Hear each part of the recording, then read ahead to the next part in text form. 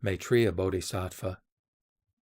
Thereupon Maitreya Bodhisattva, who was in the assembly, arose from his seat, prostrated himself with his head at the feet of the Buddha, circled him thrice from the right, bowed down upon his knees, brought together his two palms with crossed fingers, and said, "O world-honored one of great compassion, you have opened wide the secret store of profound wisdom to enable this assembly to awaken from samsara, to discern between wrong and right, to be capable of bestowing the fearless eye of truth upon all future living beings in the period of the Dharma's termination, to give rise to a decisive faith in the great nirvana, and to avoid falling again into samsara, where they are bound to give rise to recurring false thoughts.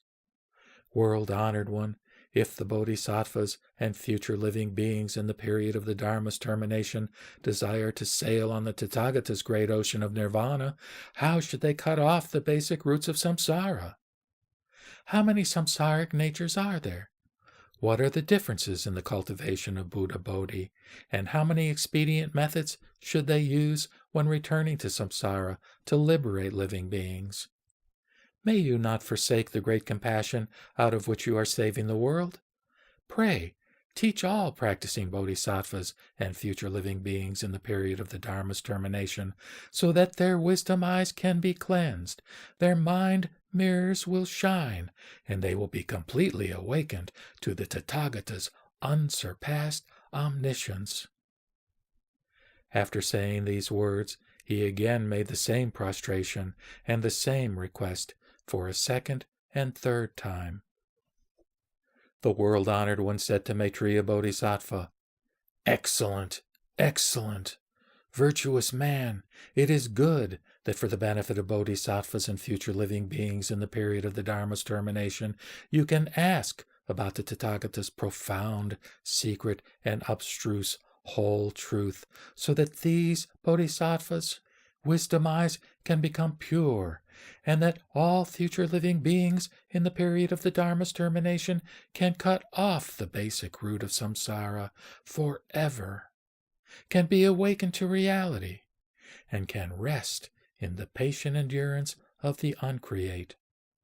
Listen attentively to what I now tell you." Maitreya Bodhisattva was filled with joy upon hearing this. He and the assembly kept silent to hear the teaching. The Buddha said, "Virtuous man, there is samsara because, since the time without beginning, all living beings have been indulging in all sorts of love, or kama, and desire. In the samsaric world, all kinds of nature born from womb, from egg, from humidity, and by transformation are caused by sexual desire, which alone justifies the life of conscious beings. You should know that love is the basic root of samsara. Because there are all sorts of desire which are an incentive to love, births and deaths are in unending succession. Desire originates from love, and life originates from desire. A living being who loves his life relies on the basic desire for it. Therefore, the love of desire is cause, and the love of life its effect. The field of desire may be either favorable or adverse. If the situation is adverse, the rise of feelings of dislike and envy will cause all sorts of evil karmic deeds, resulting in rebirth in the worlds of animals, hungry ghosts, and hells. The forsaking of evil and delight in doing good will result in rebirths in the worlds of men and gods, or devas. If love is known as objectionable, the subsequent forsaking of love and the delight in so doing will again stimulate basic love and will result in developing good fruit, which is fundamentally samsaric and does not ensure the attainment of sainthood. Therefore, all living beings who want to be liberated from birth and death and to escape from samsara should first cut off their desire and eradicate their love. Virtuous man, a bodhisattva appearing in the world to convert others does not do so by love. His is uncaused benevolence and compassion, the object of which is to teach others to forsake love. He enters the realm of birth and death by expediently showing desire for it. In the period of the Dharma's termination, if all living beings can forsake desire and eradicate love, they will be able to put an end to samsara forever. In their keen quest of the Tathagata state of complete enlightenment, they will be awakened to the pure and clean mind. Virtuous man, because of their desires, all living beings fall into ignorance and thus betray 5 different natures, the shallowness and profundity of which depend on 2 kinds of hindrance, which are, firstly, the noumenal hindrance, which obstructs their correct views, and secondly, the phenomenal hindrance, causing the continuance of their births and deaths. What are these 5 natures? Virtuous man, those who cannot eliminate these 2 hindrances will not attain Buddhahood. If living beings who have forsaken all desires forever eradicate only the phenomenal hindrance without wiping out the noumenal one, they can only attain the realms of Shravakas and Pratyeka Buddhas, but are unable to reach the state of Bodhisattvas.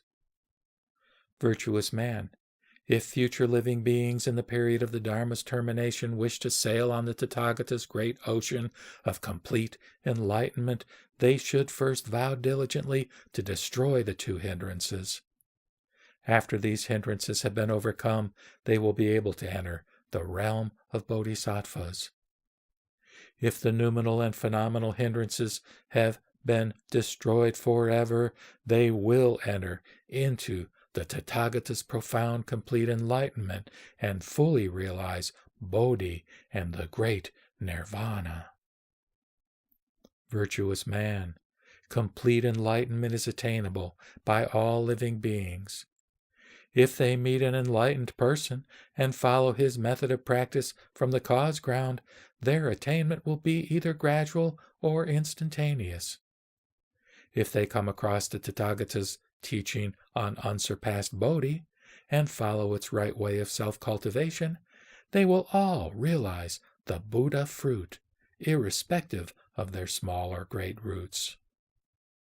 If in their quest of a learned teacher, living beings meet one who holds heterodox views and has not been awakened to the real, their resultant nature will be that of heretical seed. This is due to the teacher's falsehood and not to their faults. The above are the 5 different natures of all living beings.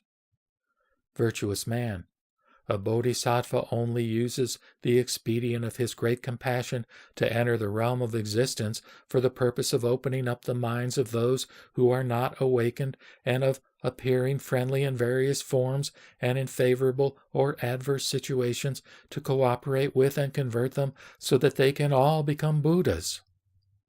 In so doing, he relies entirely on the power of his pure and clean vow, taken since the time without beginning.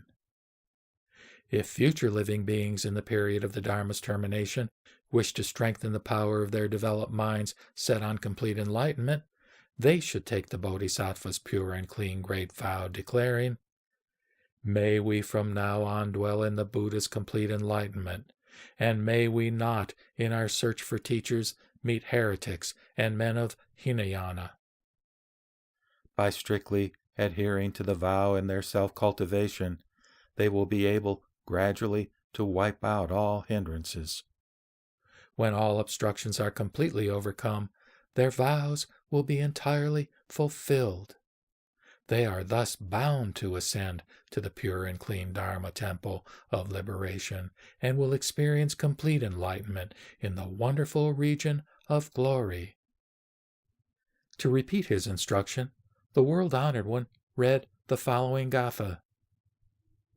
Maitreya, you should know that all living beings are not liberated because of their desires, which cause both birth and death. If like, dislike, stupidity, greed, and hate are all uprooted, no matter how their natures differ, they will all attain to Buddhahood. When the 2 hindrances are killed for good, the quest of right teachers to awakening, leads by keeping to a bodhisattva's vow and abiding in the last nirvana. All bodhisattvas everywhere rely on the vow of their compassion to appear in realms of birth and death. Those now practicing self-cultivation and living in the Dharma-ending age should strive with vigilance to cut off love. Then they will realize complete enlightenment.